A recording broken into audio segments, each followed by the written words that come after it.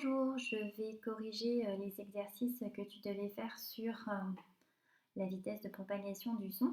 Donc le premier, eh bien, pendant un orage, Noah compte les secondes entre l'éclair et le tonnerre pour connaître la distance le séparant de l'orage et il utilise le tableau suivant pour s'aider. Donc, tu vois dans le tableau que tu as le nombre de secondes entre l'éclair et le tonnerre et tu as la distance entre Noah et l'orage en mètres. Donc tu vois que si il compte une seconde entre l'éclair et le tonnerre, eh bien ça veut dire que Noah est à 340 mètres de l'orage. S'il compte 2 secondes, cela veut dire qu'il est à 680 mètres. S'il compte 3 secondes, qu'est-ce que ça veut dire? S'il compte 4 secondes, qu'est-ce que cela veut dire? Alors moi, ce que je veux que tu vois, c'est qu'il y a une relation de proportionnalité entre le nombre de secondes entre l'éclair et le tonnerre et la distance entre Noah et l'orage que l'on va exprimer en mètres. Qu'est-ce que ça veut dire qu'il y a une relation de proportionnalité? Ça veut dire que ces deux grandeurs augmentent dans les mêmes proportions.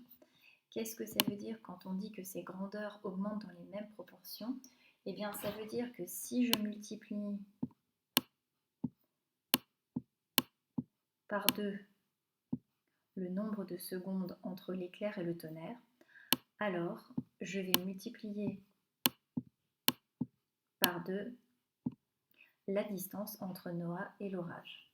Donc ici, si je multiplie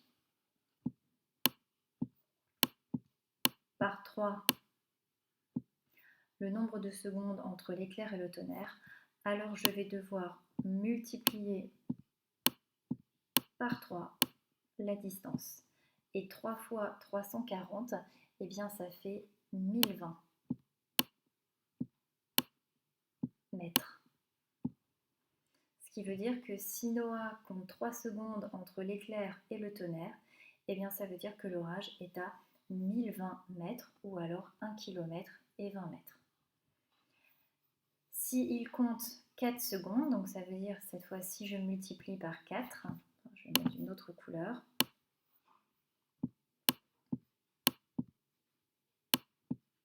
Je multiplie par 4 le nombre de secondes, alors ça veut dire que la distance devra être multipliée par 4. Et 340 fois 4, eh bien ça fait 1360 mètres. Donc ça veut dire que si on compte 4 secondes entre un éclair et un tonnerre, ça veut dire que l'orage est à 1360 mètres, soit 1 km et 360 mètres. Et toi, on te demandait de compléter ici. Alors ici, c'est ce qu'on appelle le coefficient de proportionnalité. C'est-à-dire que pour passer de 1 à 340, eh bien tu multiplies par 340. Et c'est exactement la même chose. Si tu veux passer de 2 à 680, tu multiplieras par 340. Si tu veux passer de 3 à 1020, tu multiplieras par 340. Et la même chose avec 4 secondes et 1360 mètres. Alors maintenant, je vais répondre aux deux questions.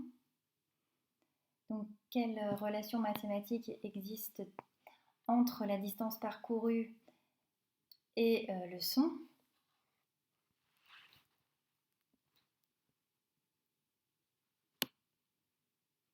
Eh bien, c'est une relation de proportionnalité, comme je te l'ai dit et comme je te l'ai expliqué. À quelle grandeur correspond le coefficient de proportionnalité? Donc, le coefficient de proportionnalité, c'est 340. Eh bien, ça correspond à la vitesse de propagation du son dans l'air, qui est de 340 mètres par seconde. Donc, l'exercice que tu devais chercher porte sur un avion de chasse.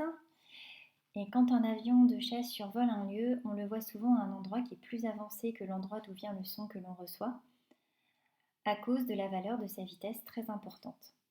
Un Rafale, donc tu en vois un sur la photo à côté, vole à une valeur de vitesse qu'on appelle Mach 1,4, soit 1715 km/h. Alors, question un petit peu difficile, on te demande de convertir cette vitesse en mètres par seconde. Donc, il faut bien revenir aux fondamentaux. Donc, le Rafale, il vole à 1715 km par heure. Qu'est-ce que ça signifie? Ça signifie que le Rafale, en 1 heure, il fait 1715 km.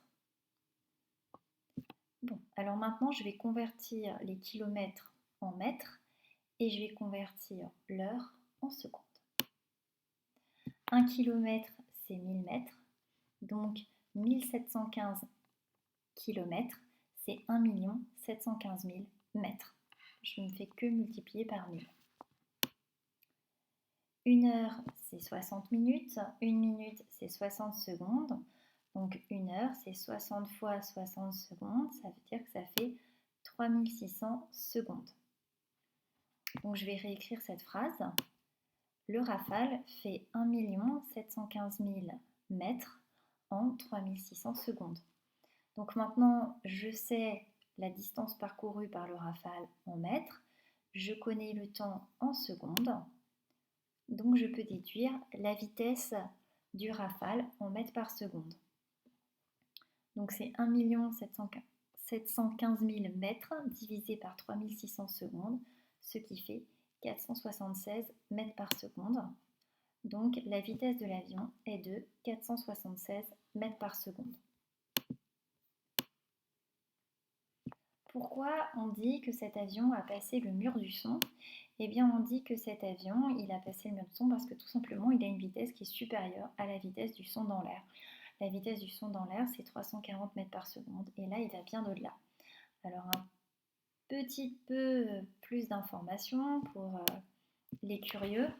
Qu'est-ce que le mur du son? C'est une expression qui remonte à la Seconde Guerre mondiale.